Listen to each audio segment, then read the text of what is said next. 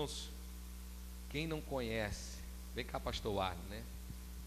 Esse é o pastor Arlen. Uma salva de palmas a Jesus pela vida dele. Pastor Arlen e a pastora Carla são pastores da Central, da Metodista Central de Teresópolis, não é? Eu não posso deixar de dizer, pode parecer repetitivo, mas eu sou o profeta casamenteiro na vida deles. Não é? Eu e Ludmila somos profetas casamenteiros. Não é? E ele vai trazer uma palavra forte para a nossa vida. Abra o seu coração, bem? Obrigado, pastor Bruno, pastora Ludmila. Sou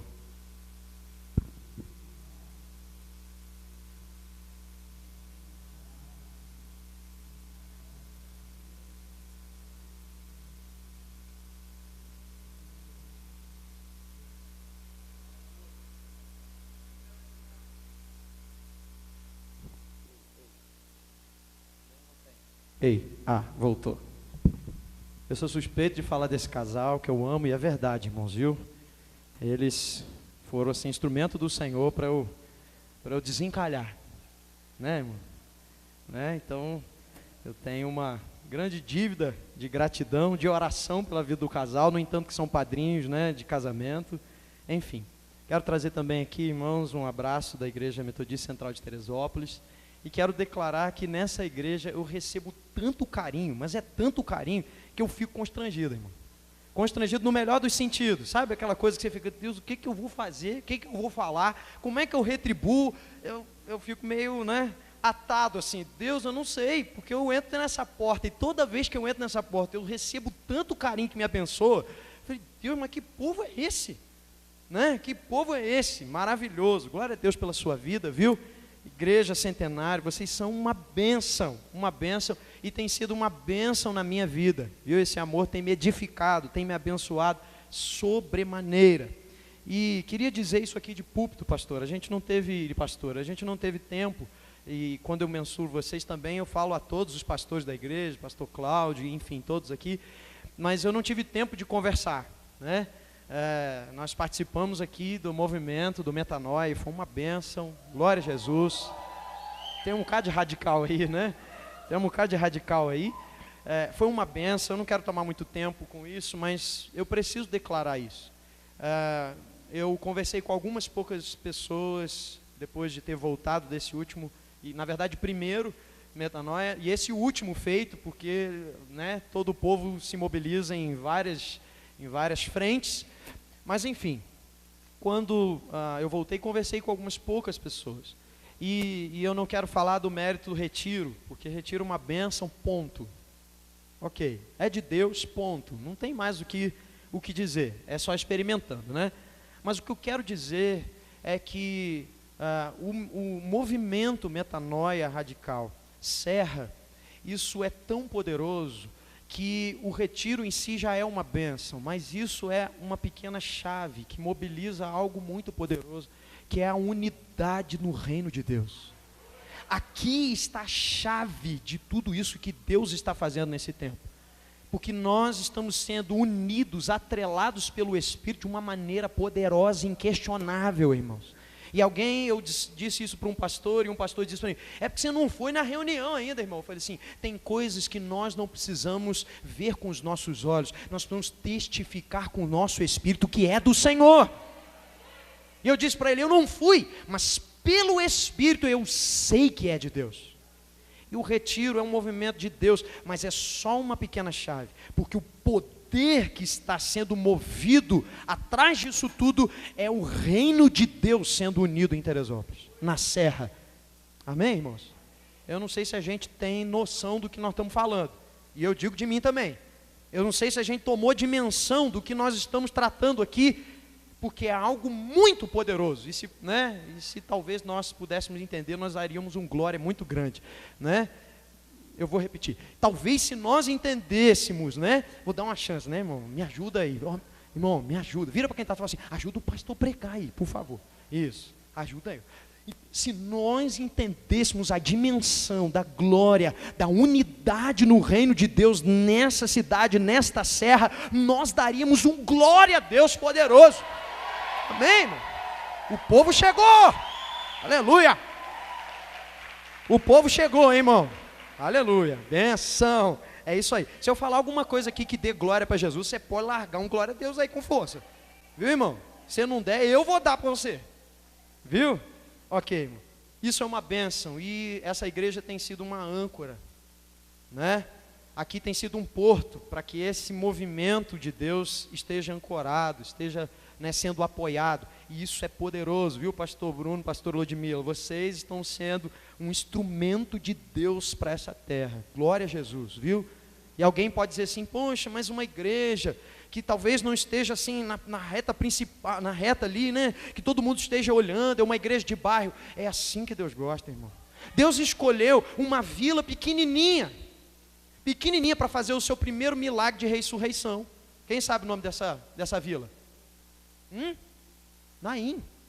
Ele escolheu uma vila, irmão, pensa numa estradinha assim, com 4, 5 casinhas. Ele escolheu esse lugar para fazer o primeiro milagre de ressurreição dele.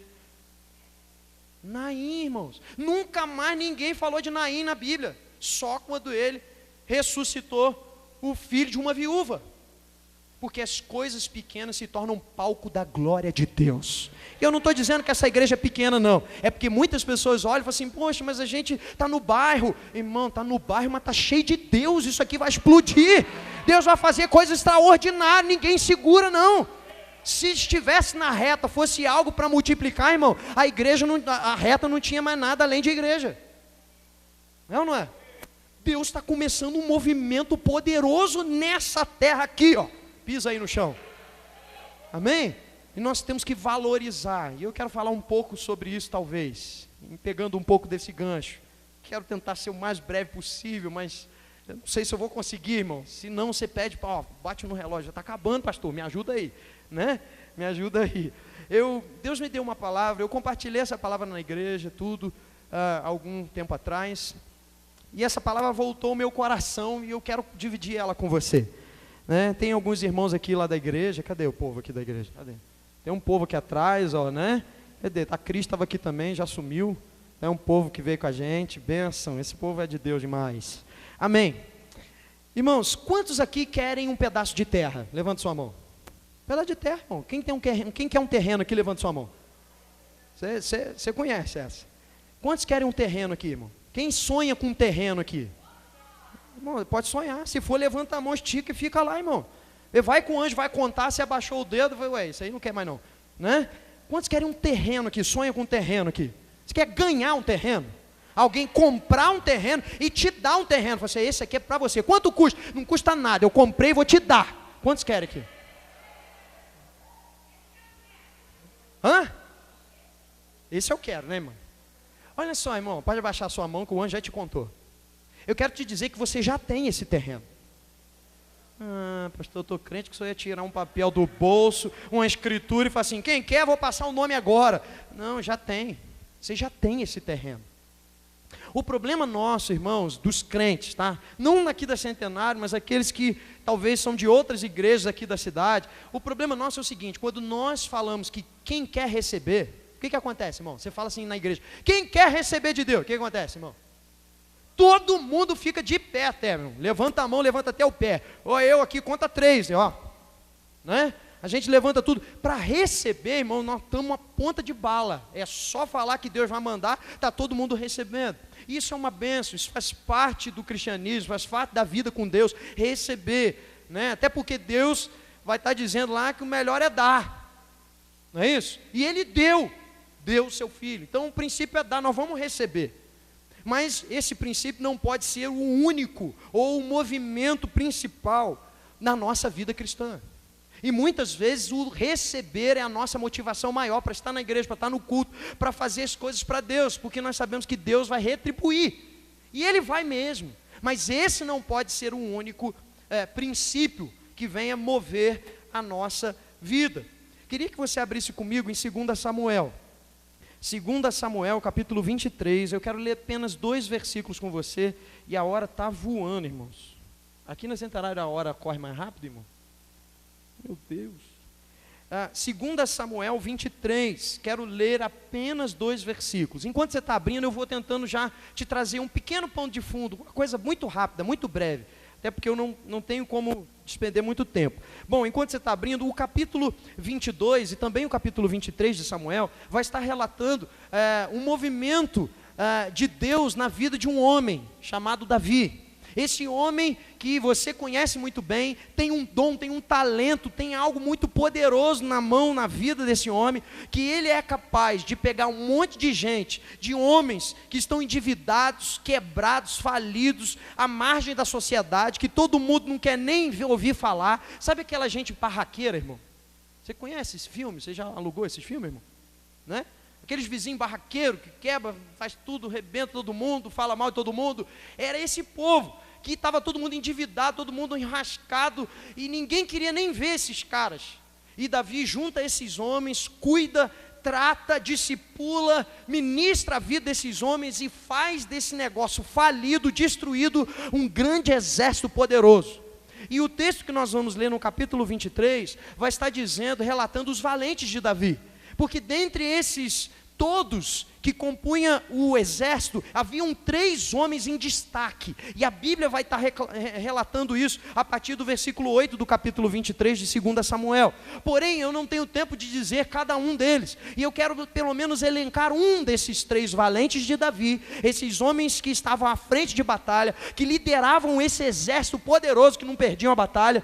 Esses caras são muito cheios de conhecimento, de destreza, mas eu quero levantar somente um, e eu quero ler com você 2 Samuel, capítulo 23, versículo 11 e 12, que vai dizer do último desses 3, a Bíblia vai estar relatando no versículo 8 em diante, o primeiro, o segundo, e no versículo 11 ele fala desse terceiro, e é aqui que eu quero me ater.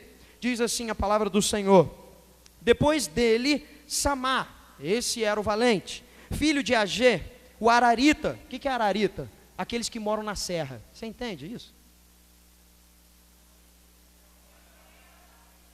Ararita é aqueles que moram na serra, irmão. Vira para quem está e fala assim, é com a gente mesmo. É ou não é? Vamos lá. Depois dele, Samar, filho de Agé, o Ararita, aqueles que viviam na montanha, na serra. Quando os filisteus se ajuntaram em Leí, onde havia um pedaço de terra cheio de lentilha, e o povo fugia de diante dos filisteus. Pôs-se Samar, esse valente, no meio daquele terreno e o defendeu, e feriu os filisteus, e o Senhor efetuou grande livramento. Amém? Curva a sua cabeça aí onde você está. Pai, nós queremos estar frente à Tua Palavra, que a Tua Palavra, Senhor, seja liberada e cumpra o efeito para o qual o Senhor a liberou dentro de nós. Te damos a liberdade, Espírito Santo, para o Senhor mover, falar conosco, e o fazemos assim, orando em nome de Jesus. Amém, irmão? Amém, irmãos? Você não esquece de mim, irmão, me ajuda aí, viu? Ok, e é muito interessante que esse Davi, ele consegue trazer grandes desafios gigantes, aliás, de gigante ele entende muito bem, e ele transforma desafios gigantescos em algo muito natural, tornar esses caras um exército muito forte, muito poderoso. Na verdade, isso também é uma alusão daquilo que Deus faz conosco, porque o Rei dos Reis, Senhor dos Senhores, Ele toma a nossa vida, nos tirou do lamaçal do pecado, da onde a gente saiu. Era um lugar feio, era um lugar complicado, nos fez ser parte desse exército que estamos aqui agora. Já diz lá em Salmo, você não precisa abrir, mas você pode ouvir, Salmo 113, versículo 7 e 8, diz assim: ele ergue do pó o desvalido, ou seja, o desamparado, e do monturo, ou seja, o do lixo, o necessitado, para sentá-lo ao lado dos príncipes, sim, com os príncipes do seu povo. Sabe o que está dizendo aqui? Que Deus nos tirou do lixo e nos fez algo poderoso. Vira para quem está do seu lado e fala assim: agora você é luxo de Deus e não lixo. Agora você é luxo. Porque o texto vai estar dizendo, tirou o desamparado do monturo, do lixo, e fez assentado de príncipe, irmão. É esse o lugar que Deus tem para nós. Amém ou não amém? Então, a Bíblia vai estar dizendo desses 3 homens. O que acontece nesse homem aqui? Os filisteus se mobilizam para ganhar aquele território. O que acontece nesse pedaço, nesse texto? Essa terra foi subdividida, um pedaço para cada um. Coisa bacana na família é quando tem partilha de herança, né, irmão? É uma bênção, é tudo tranquilo, tudo no acordo. A gente abraça os irmãos, dá um beijo, fala, não, pode ficar com esse pedaço que é maior, não tem problema. Eu fico com um pequenininho. Não é assim, irmão? Lá na sua família aconteceu já isso? Né? Um negócio é um pega para capar. Você imagina nessa terraiada toda, um monte de gente, aquele negócio complicado, todo mundo na partilha de bens, um querendo pegar o maior, o menor não é meu, aquele negócio todo, enfim, conseguiram dar partilha naquilo tudo. E o mais interessante é que a Bíblia diz que para Samar, a única coisa que sobrou foi um pedaço de terra. Irmão, um pedaço de terra. Tem gente que tem um terreno muito bacana, comprou um terreno, e você perguntou, irmão, fiquei sabendo que Deus te abençoou, te deu um terreno poderoso. Aí a pessoa cheia de modéstia, falou assim, não, mas é um pedacinho de terra. Mas quanto tem lá? Ah, tem uns 7 hectares. Irmão, você é modesto, hein, irmão? A Bíblia não é modesta. Se ela diz que é. Se ela diz que não é, não é. Se é um pedaço de terra, é um pedaço de terra. Irmão, pensa num pedaço de terra. Um quadrado, irmão, sei lá. 3x3. Um pedaço de terra. Tem expressão no pedaço de terra, irmão? Tem nada. Um pedaço de terra não tem expressão nenhuma, não tem extensão nenhuma, não é nada atraente aos olhos, não tem valor nenhum. É simplesmente um pedaço. E está dizendo que os filisteus se uniram para remover esse povo desse pedaço e tomar posse disso tudo. E diz o texto que quando eles começam a caminhar, o exército bem equipado, só a marcha do exército, já começou aquele barulho, todo mundo foge. E só fica Samar no pedacinho de terra, 3x3 dele, fala assim, aqui ninguém me tira, eu vou ganhar esse negócio. E alguém pergunta, o que tinha nesse terreno? Algo muito valioso. Tinha pedras preciosas? Não, tinha lentilha, irmão. Quanto custa um pacote de lentilha, irmão? Um pacote de lentilha dá para fazer quanto de comida? Ainda dá gases, né, irmão? O negócio é tão bom que depois ainda é feito, você fica, né? E vamos que vamos. Um negócio que dava em todo lugar, né? E eles vêm, e todo mundo abandona tudo, só esse homem fica. Todo mundo foge, deixa tudo para trás, deixa seus bens, deixa tudo para trás. Está gravando esse negócio, você corta esse pedaço do gás, tá? Isso. E aí, é repetir para confirmar, né? Então, foge e deixa o negócio todo ali, eles deixam as suas preciosidades, irmão. Você imagina, eu fiquei lembrando de Lívia e Flávio, na hora lá do terremoto, lá do furacão, eles contaram para mim, né, que falaram, não, vão ficar, e vão ficar é nada, não vão embora, e, né, então o negócio é complicado, quando o negócio aperta, complica. Só que é o seguinte, irmãos, as oportunidades de vitória nunca estarão presentes no meio daqueles que fogem. As oportunidades de vitória não estarão no meio daqueles que fogem. Aí você pode dizer assim, mas ninguém está fugindo. Será, irmão? Aqui os crentes não. Mas será que em outro lugar, sim? Pensa comigo, irmão. Se está todo mundo correndo, você não corre também? Fala a verdade. Você está nessa rua aqui. Alguém fala assim, corre! Porque já diz o seguinte, que atrás de quem corre tem sempre um grito. Não é assim? Vai correr, irmão, vai correr, o negócio é complicado, né? Vocês gostam de uma brincadeira também, né? O povo fugiu e deixou todas as suas preciosidades, irmão. Tem crente fugindo do inimigo, tem crente fugindo de Deus, tem crente fugindo do seu chamado, tem crente fugindo dos seus dilemas e não tem enfrentado de cara aquilo que precisa ser enfrentado. Tem muita gente que não é Samar, mas é Jonas, que vai se enfiando e põe um pé em navios com destino contrários, para assumir uma questão de dizer assim, agora eu já estou aqui, estou no meio do mar, não tenho mais controle da minha vida, eu estou fugindo de Deus. Tem gente subindo em navio para direções contrárias, para tentar dizer que ele não tem mais controle da sua vida, para fugir daquilo que Deus tem para ele. Só que mar não foi feito para fugir. Lembra quando Jesus, em Marcos, quando Jesus leva os discípulos a atravessar o mar a outra margem? Não era uma fuga. Vamos passar daqui e vamos para outra margem. Porque na verdade, o mar é lugar de experiência profunda com Deus. Para você atravessar e experimentar Deus, para quando você pisar na terra, a autoridade adquirida sobre o mar se manifeste em poder na terra, na vida dos homens. Então não torne aquilo que é lugar de experiência para a tua fuga. Não torne o mar, lugar de experiência com Deus, como fuga, um lugar de fuga. Nós precisamos enfrentar de cara aquilo que nós precisamos resolver. Porque o primeiro probleminha que acontece assim, na nossa vida, no nosso ministério, na nossa igreja, a gente quer pular fora, irmão. A gente quer mudar de igreja. A gente está dizendo que aquela não é boa e a outra é. Só que Deus te deu uma terra.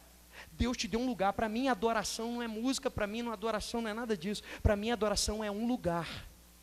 Porque quando Deus te mandou estabelecer o teu pé naquele lugar, e a base bíblica disso, Gênesis 22, Deus falou para Abraão, leva uma orquestra sinfônica para o Monte Moriá e me adora. Foi assim, irmão? Na hora do sacrifício,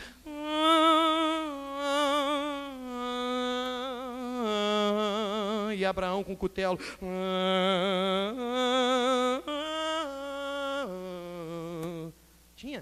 tinha música. Mas ali ele estava em plena adoração, no centro da vontade de Deus. Se Deus te estabeleceu nessa terra, não arranque o teu pé daqui, não fuja daqui, porque estando aqui, você está em plena adoração. Adoração é um lugar. Quando eu estou nesse lugar, hoje o meu lugar de adoração é esse lugar aqui. Estou servindo meu Deus, estou tendo a honra e o privilégio de servir você, com a minha pequenez, mas com a grandeza do nosso Deus. E eu estou servindo, portanto eu estou em plena adoração. Deus me chamou para estar aqui, e isso para mim importa.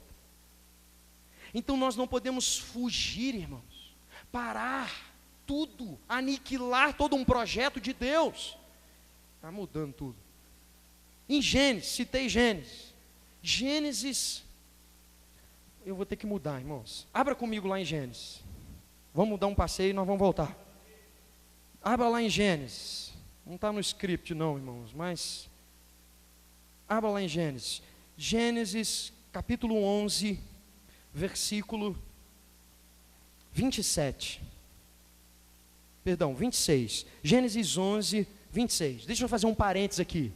Isso não estava no script, mas eu estou sentindo de Deus de compartilhar isso com você. Gênesis 11, versículo 26 até o 32, diz assim, ó, viveu Terá 70 anos e gerou Abraão a Naor e Harã, 3 irmãos, Terá seu pai. São essas as gerações de Terá. Terá gerou Abraão, Naor e Harã. Harã gerou Ló. Morreu Harã, um dos irmãos de Abraão, na terra de seu nascimento, em Ur dos Caldeus, estando Terá seu pai ainda vivo. Abraão e Naor, os 2 irmãos que sobraram, tomaram para si mulheres de Abraão, a de Abraão chamava Sarai, de Naor Milca, e filha de Harã, que foi pai de Milca e de Isca. Sarai era estéril e não tinha filhos. Tomou Terá a Abraão, o seu filho, e a Ló, filho de Harã, e o seu outro filho, e Sarai, sua nora, mulher do seu filho Abraão. Saiu com eles em Ur dos Caldeus para ir à terra de Canaã. Foram até Harã, onde ficaram, e havendo Terá vivido 205 anos ao todo, morreu em Harã. O que está dizendo nesse texto aí? Está dizendo o seguinte, que Terá era o pai, ele teve 3 filhos, Naor, Abraão, né? E, qual outro? Abraão, cadê? Abraão, Naor e Harã, sendo que eles estavam em Ur dos Caldeus. Nesse tempo, um dos irmãos morreu. O nome desse irmão que morreu era Harã. Harã morre. Seu pai junta toda a família e fala assim, eu estou entendendo de Deus que nós vamos ter que sair daqui de Ur dos Caldeus, Mesopotâmia, e irmos até a Canaã. Vamos pegar todo mundo e vamos. E ele foi. Você imagina, ele tinha que sair daqui e ele tinha que chegar aqui. No meio do caminho, em saída com a sua família, no meio do caminho, ele encontra uma cidade. Qual era o nome da cidade? Harã. O mesmo nome do seu filho, que morreu. O que aconteceu? O último versículo desse texto que nós lemos. E Terá morreu com quantos anos? Aonde? No meio do caminho. Ele morre no meio do caminho. E por ele ter morrido no meio do caminho, seu filho Abraão aprende um princípio errado. Que quando se tratando de um filho, nós podemos parar o projeto de Deus no meio do caminho. Se você seguir o texto, você vai entrar no capítulo 12. O capítulo 12 é o chamado de Abraão. Larga a tua terra, a tua parentela, e tal. Parece que é uma sequência. Não é uma sequência cronológica. Abre comigo em Atos 7. Vou te mostrar. Nós vamos voltar, tá, irmão? Nós vamos voltar. Atos 7. Abra comigo aí, ó, Atos 7. Atos 7, versículo 2. Atos 7, versículo 2. Diz assim, ó: Estevão respondeu: varões, irmãos e pais, ouvi, o Deus da glória apareceu a Abraão, nosso pai, quando estava na Ur dos Caldeus. Lá no início da história, seu irmão nem tinha morrido. Deus já tinha aparecido para Abraão, já tinha falado com Abraão, antes de habitar em Harã. E lhe disse: sai da tua terra, da tua parentela, e vem para a terra que eu te mostrarei. Então saiu da terra dos caldeus e foi habitar em Harã. Deus já tinha falado para Abraão antes mesmo do irmão dele morrer. Antes disso tudo acontecer, Deus já havia aparecido para Abraão e falou assim: larga todo mundo, larga essa família e segue para onde eu estou te mandando. O que Abraão fez? Fugiu. Ele permaneceu com a sua casa, permaneceu com os seus pais. O que ele aprende? Que no meio do caminho, por causa de um filho, ele pode comprometer uma obra. E no Gênesis 22, vem Deus então e diz para ele: toma o teu filho e leva para o Moriá e sacrifica-o lá. Ele sacrificou? Sim, de coração. O coração dele ele sacrificou, mas ele não fez isso fisicamente. Por quê? Porque Deus não queria. Deus não queria que ele sacrificasse plenamente esse menino, mas Deus estava desconstruindo na vida de Abraão princípios humanos naturais que ele aprendeu errado com seu pai, para implantar nele princípios eternos de Deus. Isso se chama metanoia. Mudança de mente. Muitas coisas que nós aprendemos com os homens, nós achamos que é certo, e nem tudo que aprendemos com os homens é certo. Você pensa comigo nessa história: o pai que parou numa cidade, que é o mesmo nome do filho que ele acabou de perder, se ele não chora, toda a cidade, todos os amigos desse pai vai dizer assim: esse cara não amava o filho, porque não derramou nenhuma lágrima, sabendo que essa cidade, né, tem o mesmo nome do filho. Gente, humanamente, é valioso o pai que para tudo para chorar pelo filho. Gente, não é bonito isso, gente? Que amor é esse? Só que isso espiritualmente era um problema, porque ia comprometer um propósito de Deus. Abraão fugiu da voz de Deus. Tem muito crente fugindo da voz de Deus, aprendendo tudo com os homens, e Deus quer descortinar a nossa vida, mudando a nossa mente.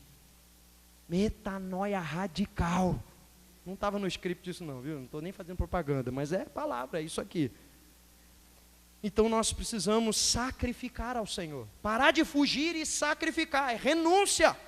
Renunciar todas as coisas e nos voltar para Deus. Quantos entendem aqui? Pode dar um amém aí? Vamos voltar lá para o texto, porque eu tenho que terminar. Vamos lá. Então, irmãos, a Bíblia diz em Isaías 28:16 que aquele que crê não foge. Se você crê, não fuja mais. Vira para quem está falando assim, ó: para de fugir dos teus problemas, para de fugir de Deus, para de fugir de tudo, em nome de Jesus. Outra coisa que eu quero dizer é que Samar colocou-se no meio do pedaço de terra. Ele foi para o meio, irmão. Você imagina que o negócio já era grande demais, 3x3. Ele foi para o meio para poder defender, né? Então assim, ele não foi para a beirada, ele não ficou acuado, né? E tem muita gente pelos cantos aí acuado na igreja, acuado na fé, acuado na santidade, acuado de tudo. Nós estamos numa geração econômica, porque é uma oração econômica, é uma vida de jejum econômica. A gente gosta muito dessas redes que tem por aí, não estou fazendo propaganda nenhuma, mas rede de economia, essas coisas, a gente gosta muito, e a gente leva isso para a nossa vida espiritual. Nós estamos vivendo uma geração econômica, que quando se trata do centro da vontade de Deus, de se lançar na obra, a gente fica pelos cantos, a gente fica pela margem, a gente fica na beira, a gente fica acuado. A nossa fé é uma fé acuada, a nossa vida com Deus é uma vida acuada. A gente só ativa, irmão, o botão crentes ativar quando o negócio aperta. Quando vem um problema, os crentes começam a subir monte, hora de madrugada, vem todos os cultos, pastor. Começa a encher a igreja, vai ter um monte de problema pipocando. Porque os crentes ativam o botãozinho: agora eu sou crente, agora eu vou começar a buscar. Mas Deus está dizendo para nós que nós precisamos estar no meio, e estar no meio é comprometido por inteiro. Estar no meio é dizer assim: Senhor, eu sou, eu quero, eu vou viver, e nada à minha frente vai me impedir. E pode vir um exército inteiro contra mim, não há problema, porque um só com o Senhor é maioria. Nós estamos precisando somente de um homem, irmãos, de uma mulher aqui em Teresópolis, no bairro de São Pedro, para mudar esse lugar. Não precisa de mais gente, não. E olha que se todo mundo aqui for esse um, você imagina o que vai acontecer nesse lugar. Um só. Os grandes avivamentos são sempre liderados por um homem e uma mulher só, que pagaram o preço. Está tudo disponível. A gente fica dizendo assim, se eu derramo um avivamento, traz o avivamento. Deus está dizendo assim, o avivamento está aí, filho. Está às portas, já está aí, está liberado. É a igreja que não se move. Nós é que não vamos para dentro de Deus, vamos buscar esse negócio, nos apropriamos disso. A gente quer que venha um derramamento de poder, um vento, né, e tal, um ruache de Deus. E pronto, aí a glória desce e a gente fica, aleluia. Ninguém orou, ninguém pagou preço, ninguém renunciou, ninguém fez nada, ninguém foi para o meio. Fica uma igreja toda na borda, esperando. Irmãos, pensa comigo, se Deus, Ele pediu, esperou de um paralítico um movimento, para de ficar olhando para essa água para ver se ela vai mexer, para receber cura. Se até de um paralítico Deus esperou uma atitude, quanto mais eu e você. Nós temos que sair do meio e mergulhar naquilo que Deus nos deu. Lá na Igreja Metodista Central de Teresópolis, Deus sempre nos dá, e como aqui também, já vi, uma bênção, Deus nos dá uma palavra para o ano. E a palavra lá, nossa, é viver no sobrenatural. E gente, nós estamos vivendo um negócio desse jeito. Só que muitas vezes a gente nem entende, a gente fica na borda do sobrenatural. A gente não quer viver, não quer mergulhar, e Deus tem coisas tão lindas, tão proféticas, tão tremendas para a gente, e nós precisamos viver esse negócio. Amém, irmãos? O nome de Samar significa desolação, destruição. Esse cara, provavelmente nessa cultura, os nomes eram dados segundo o momento que estava sendo vivido. Então a mulher estava grávida, prestes para dar o seu filho, quando ele nasce, qual era a realidade ali? Qual era o movimento? O que estava acontecendo? Estava acontecendo luta, estava com enfermidade, estava muito quente, estava com muita dificuldade na família, estava com escassez de comida. Qual era o ambiente daquele nascimento? Segundo o ambiente, o dia que aquela criança estava nascendo, o que estava acontecendo à sua volta? Eles davam um nome para essa criança, com menção àquilo que eles estavam vivendo naquela esfera maternal. E com certeza alguma coisa desastrosa aconteceu em Samar, porque o nome dele significa destruição, desolação. Ele tinha um estigma sobre ele. E quantas vezes nós fazemos propaganda da nossa dor, irmãos? A gente tem um problema na nossa vida e a gente fica, mas está tão difícil, porque olha aqui, ó, né? A minha vida está assim, porque eu tenho esse problema, é porque você não vive a minha vida, filhão. Senão você está, né? A gente gosta de fazer propaganda da nossa dor, gosta, né, de valorizar. E o interessante é que Samar, o que ele fez? Ele pegou o estigma dele, ao invés dele permitir que o estigma dele pudesse aniquilar o projeto de Deus na vida dele, ele tornou esse estigma uma arma ofensiva ao inimigo. O que ele fez? Ele começou a desolar e destruir os inimigos que vinham sobre ele. Na verdade, aquilo que veio sobre nós como experiência talvez até ruim, negativa, nós temos o poder pelo Espírito de reverter isso em poder de Deus. Não adianta ficar mais chorando pelo leite derramado. Aquilo que você está vivendo, aquilo que você viveu, que quem sabe atinge você até hoje, dá para você reverter isso em poder de Deus. Esse cara podia ser um aniquilado, alguém que dizia, não vai dar certo, não vou conseguir, mas ele se tornou um destruidor de inimigos. Deus fez de você destruidor de inimigo, irmão, porque a Bíblia diz que você é mais que vencedor em Cristo Jesus. Eu estou pulando aqui, para encerrar. Então, irmãos, nós não podemos defender somente lentilha, irmãos. O inimigo estava interessado no terreno, mas Samar não estava defendendo. Aliás, o inimigo estava interessado na produtividade que estava ali, na lentilha, mas Samar não estava defendendo a lentilha. Samar estava defendendo um terreno que produz lentilha. O terreno é mais valioso do que aquilo que ela produz, porque só ter a produção, isso significa que você não vai multiplicar mais nada, você não tem onde plantar. O mais importante é a terra. Só que tem muito crente vivendo dos frutos e não da terra. Tem muitos crentes vivendo daquilo que é produto, está entregando a sua vida a buscar dinheiro, bens, trabalho, uma classe melhor, um status melhor. Tudo que é físico está vivendo em função do produto, está vivendo em função do fruto, enquanto a sua própria terra, a sua própria família, a sua própria casa, a sua própria vida espiritual, a sua própria santidade, a sua própria fé está desolada, está desamparada, não está protegida. O que Deus está dizendo para nós, que chegou o tempo de defender a nossa fé, de defender o terreno. Aí alguém pode dizer assim, mas o meu terreno é tão pequenininho, o desse Samar era 3x3, o meu é 50 centímetros por 50, só cabe muito mal o meu pé. Uma coisa pode ser pequena, irmãos, mas é teu, defenda-o, porque Deus te deu.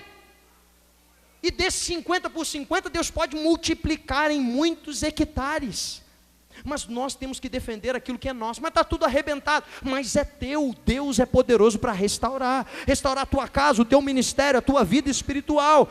Deus está dizendo que nessa casa nós precisamos defender o movimento espiritual do reino de Deus que está acontecendo aqui. Nós precisamos defender, irmãos, e não somente desfrutar, porque desfrutar é meramente uma consequência. Nós precisamos defender o reino de Deus que está sendo unido aqui, o que eu acabei de dizer lá no começo. Nós precisamos ser um Samar, de estar no meio desse terreno, dizer assim, aqui o inimigo não toca, porque não é aquilo que a gente produz, não é meramente um retiro, mas é a obra de Deus enfincada nessa terra, que é poderosa e vai alcançar as nações da terra. Precisamos defender esse terreno, irmão. Quem sabe tem muita gente defendendo, não está defendendo nada, está defendendo o produto da lentilha. Lentilha dá em qualquer lugar, irmão. Está defendendo e está vivendo do produto da internet, sendo consumido pela internet, sendo consumido por um monte de coisa. Vou rasgar o verbo, estou olhando aqui, mapeando aqui. É a pornografia, é o tempo de qualidade que se tira para ficar na internet vendo filme, vendo tudo que te alimenta de podridão, e é incapaz de dedicar tempo com Deus. Está na hora da gente defender aquilo que Deus nos deu, irmão. Tem um terreno valioso na tua mão. Quantos querem o terreno? A gente levanta a mão. Deus já te deu, está nas tuas mãos, você precisa defendê-lo. O terreno é a tua casa, a tua família, o terreno é a tua vida espiritual. Nós precisamos ser ativos no reino de Deus e defender. Vai para o meio, assume esse negócio e viva isso com intensidade. Interessante, eu preciso terminar, porque eu já estourei. Interessante que se você for olhar os dois versículos, Deus só entra na história quando Samar toma uma posição. Olha aí no texto, você vai ver no versículo 2. Deus só entra em ação na história quando Samar toma uma posição de ficar no meio. Quando Samar entra no meio do terreno, olha lá o 12. Pôs-se Samar no meio daquele terreno e o defendeu. Depois que ele defendeu, feriu os filisteus, o Senhor efetuou um grande livramento.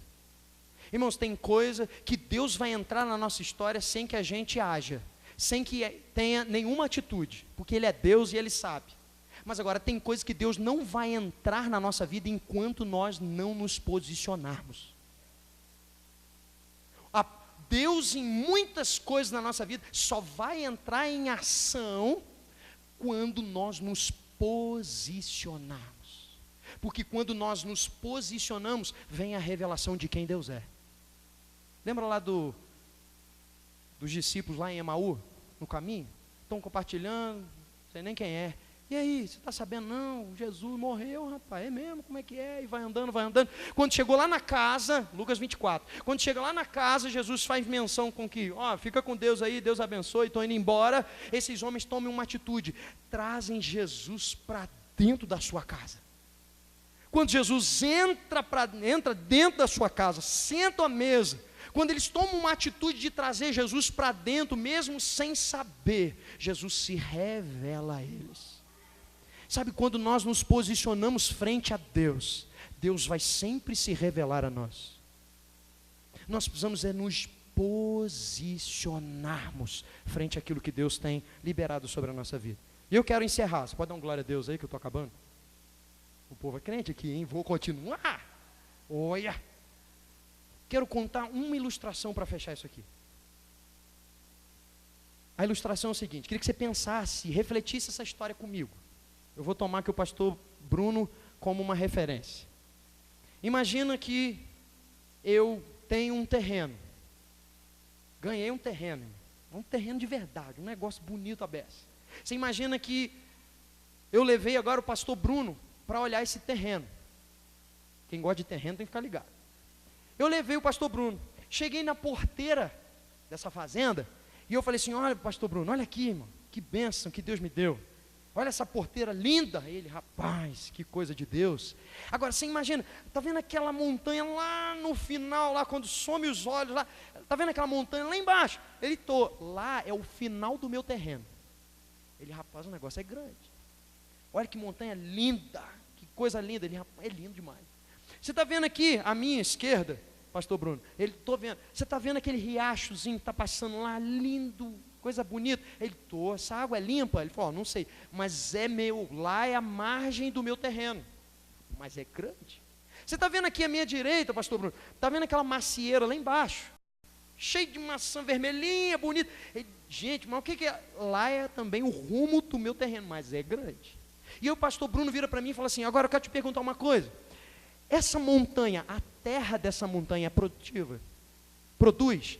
E eu vou dizer para ele, olha, eu não sei. Eu não sei porque nós estamos aqui na porteira, para o lado de fora da porteira. Eu não sei porque eu nunca fui lá. Ele vai dizer para mim, mas esse terreno é teu mesmo? Como é que você nunca viu? Eu não fui lá. E aquele riacho lá, você já bebeu dessa água? É pura, é limpa, é bonita mesmo? Ele, eu não sei, você podia abrir aqui a porteira para mim, pastor Bruno? E ir lá pegar um copinho dessa água para eu experimentar. Já aproveita, passa a mão naquela terra lá e já vê se tem alguma coisa produtiva lá. E mais, você podia ir lá naquela macieira, porque eu também nunca fui lá. Pega uma maçã, dá uma mordida, traz um pedacinho para mim, para eu saber se o negócio é muito ruim ou é muito bom. Ele vai dizer para mim, mas por que você não faz isso? Você não falou que esse terreno é teu? Ele é meu, mas eu preciso de você.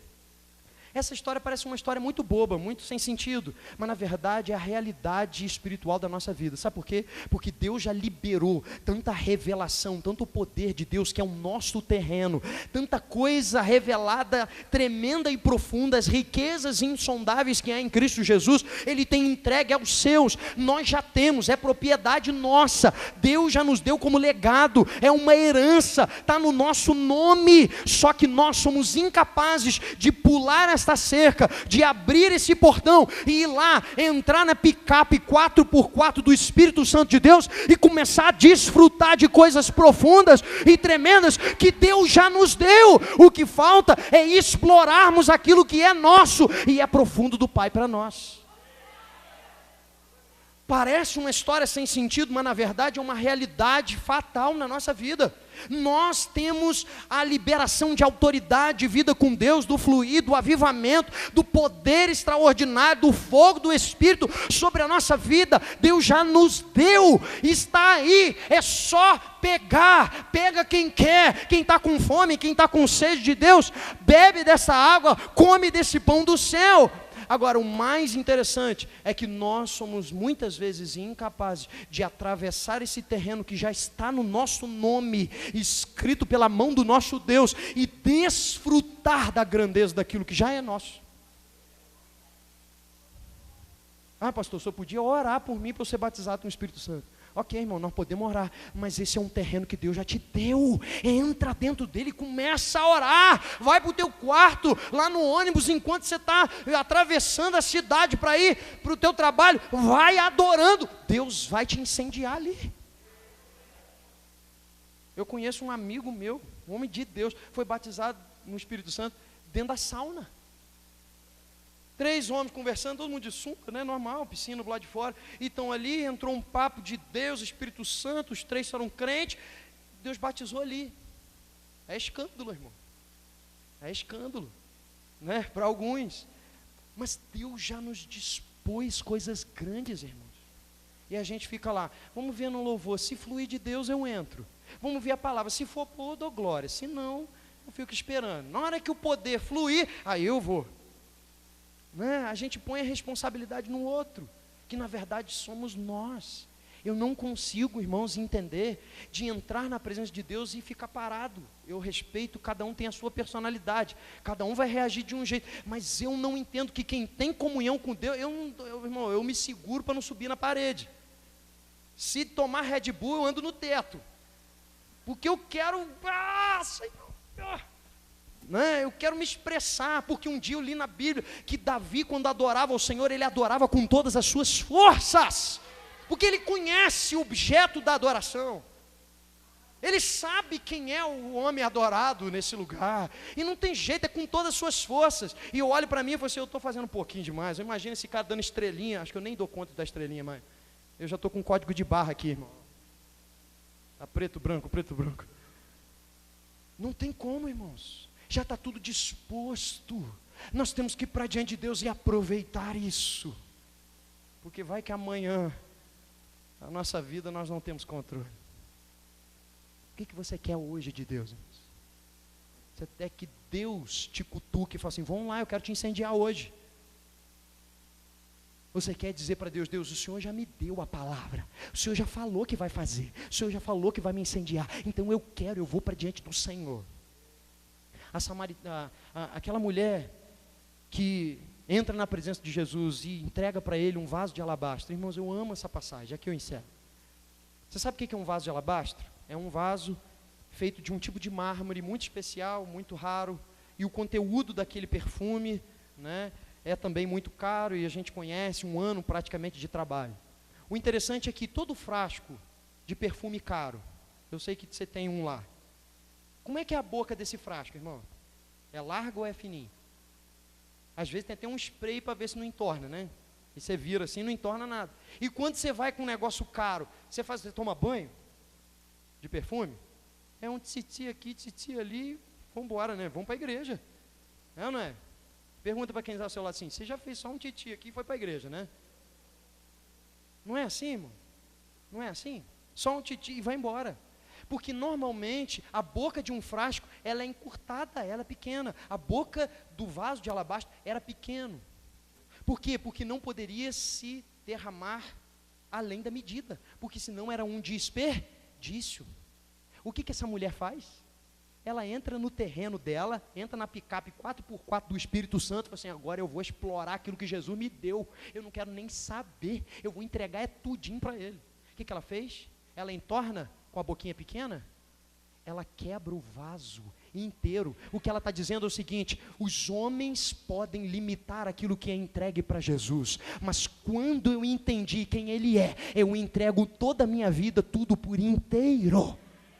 O que ela estava fazendo? Explorando aquilo que Deus tinha revelado a ela. Ela tomou posse e entregou tudo. Deus tem algo poderoso sobre a nossa vida. O que nós precisamos é entregar tudo. Eu quero te convidar a ficar de pé. Fique de pé. Eu queria chamar aqui o equipe. Eu já estourei tudo aqui, pastor. Me perdoe. Se você deseja, entende que Deus já te deu um terreno poderoso, uma revelação, algo para você cuidar. Se você deseja ter mais do Senhor, saia do seu lugar e venha para o altar de Deus. Só que eu quero que você não espere de mim, do pastor, da pastora, de ninguém aqui em cima, mas que você vá para diante de Deus e entregue a Ele aquilo que talvez você nunca entregou. O que, pastor? Está dizendo de valores, de coisas financeiras, de coisas materiais? Não necessariamente. Se Deus colocar no seu coração, amém, mas não é isso que eu estou falando. Eu estou falando de você dar a Ele a sua melhor adoração, rasgar o teu coração e dizer para Ele, Deus, eu não sei o que o Senhor tem para esta noite, mas uma coisa sei, eu quero aquilo que o Senhor tem disposto para mim. Eu quero, Deus, abrir o meu coração, quero ser incendiado pelo Senhor, quero entrar naquilo que Deus me deu, e não só ficar na porteira olhando para dentro e pedindo para outros desfrutarem daquilo que o Senhor me deu, mas eu quero desfrutar, eu quero ser incendiado pelo Senhor, eu quero receber o teu Espírito, eu quero ser inundado da tua glória, da tua presença, eu quero defender o meu melhor, aquilo que o Senhor me deu, para que a tua glória venha, para que o teu Espírito se revele a nós. Nós queremos declarar, ó Deus, nesta noite, que nós precisamos de ti. Eu quero te convidar a começar a orar diante do Senhor, abrir os teus lábios e dizer para Deus aquilo que você precisa hoje, não só de coisas materiais, não de necessidades humanas, mas da tua fome, da tua sede. Quem sabe você está aqui e você já fez muito para Deus, você já buscou a Deus de maneira muito poderosa, você já se entregou para Deus numa medida muito extraordinária, mas quem sabe hoje aqui você está acomodado, hoje aqui você precisa de um renovo, hoje aqui você precisa ser incendiado novamente. Quem sabe o teu ministério está paralisado, quem sabe você está bebendo de uma água parada, de uma água antiga, de experiências que você viveu há muito tempo atrás, e Deus está dizendo para você que hoje Ele tem coisas novas para você, hoje Ele quer renovar a tua vida, renovar o teu ministério, a tua casa, renovar o teu coração, tirar esse cansaço, esse abatimento e te levantar como verdadeira adoradora nesta noite. Por isso, levante-se agora na presença do Senhor, coloca o teu coração diante do Senhor e diga para Deus: Deus, Pai, eu não quero viver somente de movimentos, eu quero viver da essência de Cristo Jesus. Por isso, toca o meu espírito, acende em mim, Senhor, esta chama, toca-me, Senhor, e desperta-me para algo novo na tua presença. Tu és Deus do sobrenatural, Tu és Deus do sobrenatural, Jesus. Deus, Tu és Deus do sobrenatural. Jesus, leva-nos, Senhor, leva-nos, Senhor, a viver algo poderoso em Ti. Leva-nos, Senhor, a experimentar as coisas insondáveis que há em Cristo Jesus. Pai, toca-nos por dentro e por fora. Leva-nos, Senhor, a uma dimensão ainda não experimentada. Incendeia o nosso coração. Aviva-nos, Senhor, aviva a Tua obra, ó Senhor. Aviva a Tua obra, ó Senhor. Aviva a Tua obra, ó Senhor. Deus, sim, Senhor.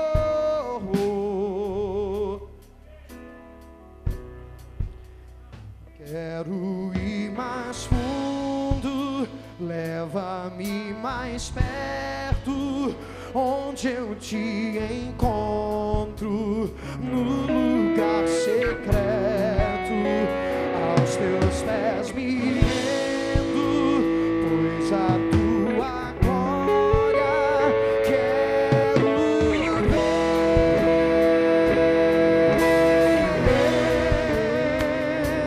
Tudo que eu mais quero é te ver, me envolva com tua glória e poder.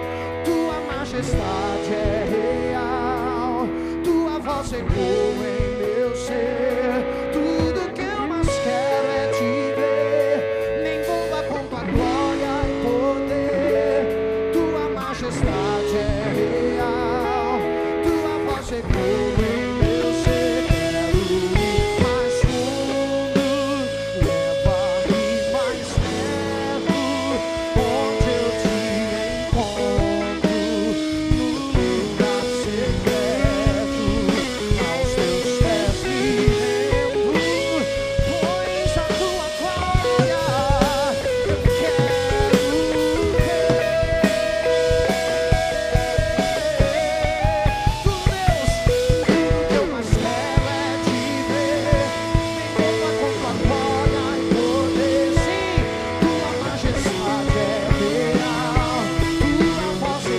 em meu ser. Preste atenção.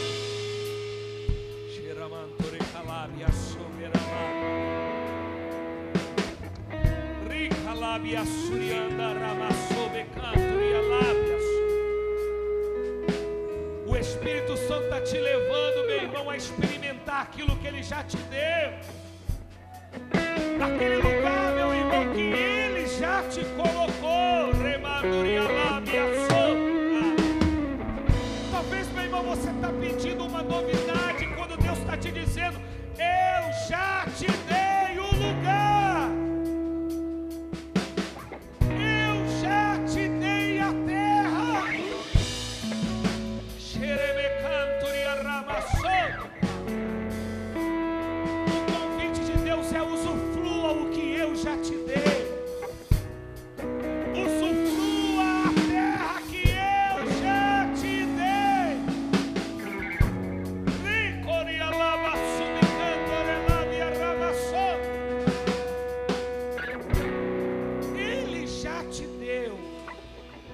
Você pode entrar agora e experimentar.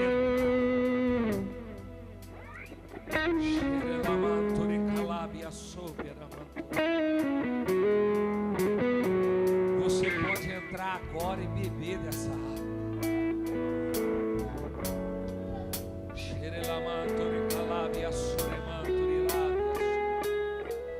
Você pode agora e dizer: foi o Senhor que me deu, eu posso entrar. Eu não preciso pedir autorização a ninguém. Ele já me deu a terra, eu posso entrar. E se é minha, eu tenho liberdade para usufruir de cada centímetro dessa terra. Usufrua do que Deus já te deu. É direito teu, é herança tua.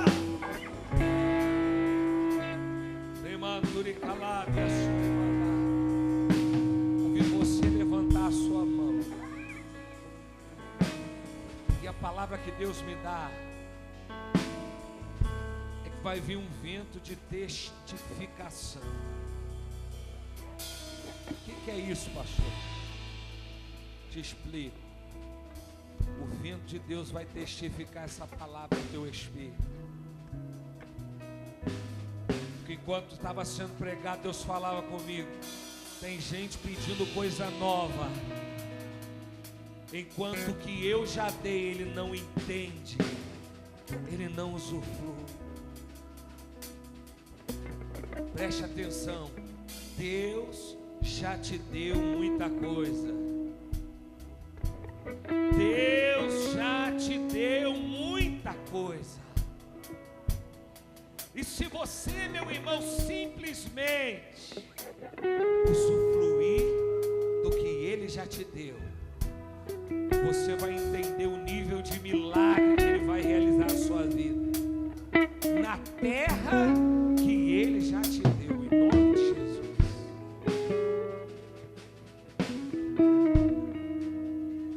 Aleluia.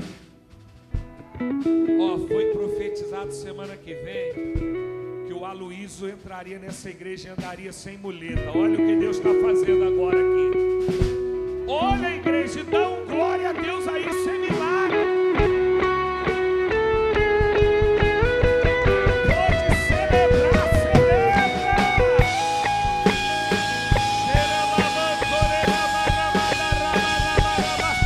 Esse homem não andava sem muleta, meu irmão. Olha o que Deus está fazendo.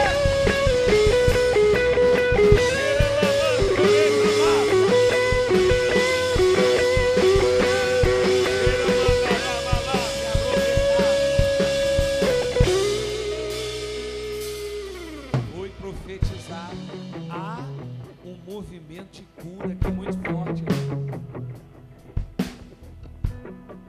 Talvez você não entenda que você não estava na terça. Esse homem não podia botar o pé no chão, irmão. E foi profetizado que nós veríamos ele andando aqui nessa igreja sem muleta.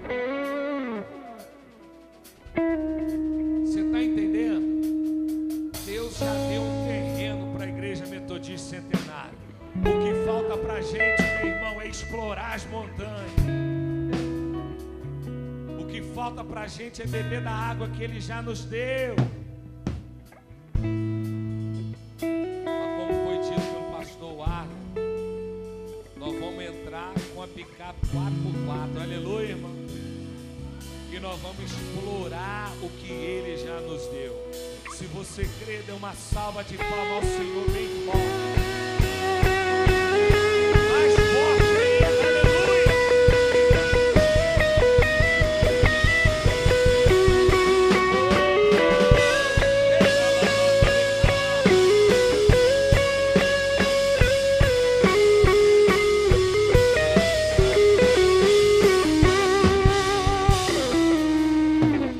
Vamos terminar no altar. Eu queria fazer um convite.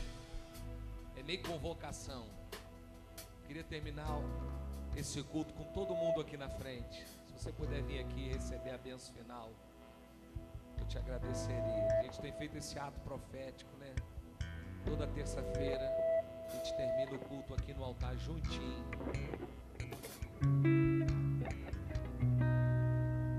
E antes de profetizar a bênção final, convido você a levantar sua mão e só agradecer a Deus.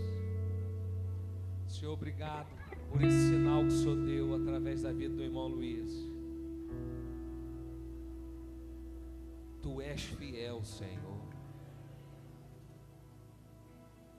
Tu és fiel, Senhor. Nós cremos em milagres. E eu profetizo sobre a nossa vida um ano onde a gente vai explorar o que Ele já nos deu. Cada palavra profética que Deus já liberou sobre nós, cada palavra liberada sobre essa igreja há 1 ano, há 2 anos, há 5 anos, há 7 anos, há 15 anos, há 20 anos, há 30 anos, há 40 anos, cada centímetro de palavra profética, nós vamos explorar e nós vamos viver.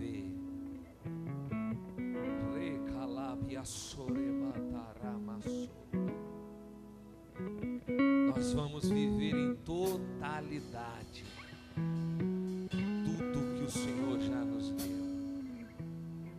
Em nome de Jesus. Se você crê, dê uma salva de palmas bem forte ao Senhor.